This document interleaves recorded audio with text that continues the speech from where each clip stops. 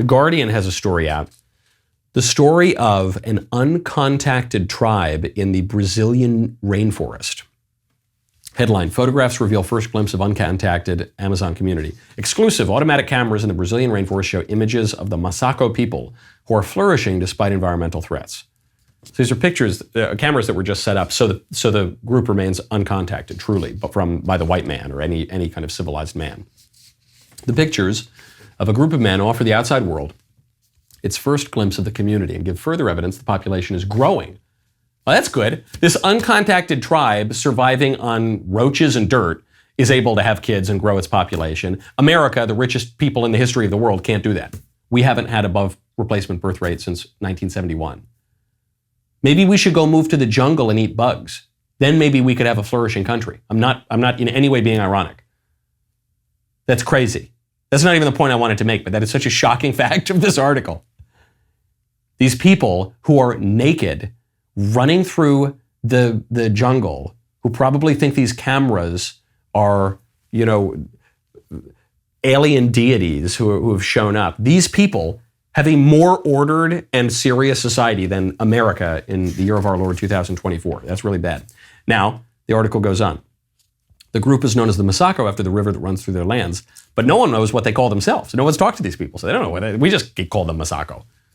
While their language, social fabric, and beliefs remain a mystery. So there's this big question that comes up, which is, they're uncontacted. Should we contact them? On the one hand, they're naked, and they're likely having their grandmothers eaten by jaguars and things, leopards, and they don't have running water. Well, they have rivers. They probably don't have very stable sources of food. They probably don't have a particularly robust system of law and order. So they don't have iPhones. They don't have dentistry. So should we contact them? On the one hand, you say, yes, we certainly should. On the other hand, you say, no, these people, they're so preserved. Wow, it's like an amber. It's like a zoo. If we keep the cameras there, we can see what it was like, primitive man, or even the real hippy-dippy types will say, no, they're living the really perfect way. And look, there's something to recommend their lifestyle. They're growing and we're not.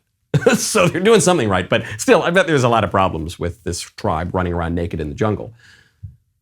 So some people say, no, we got to preserve them. We shouldn't contact them. Now others would say, that's cruel not to contact them. You have so much you could give them. You could offer them. You could give them, potato chips and iPhones or something. But the other people say, no, but you might infect them with the diseases and the pathologies of the West. And that's a fair point too. Both sides actually make fair points. Because the question is not, should we contact them or should we not contact them? The question is, what would we be bringing them? What would we contact them for? If you told me we're going to contact them to teach them about atheism and doom scrolling, and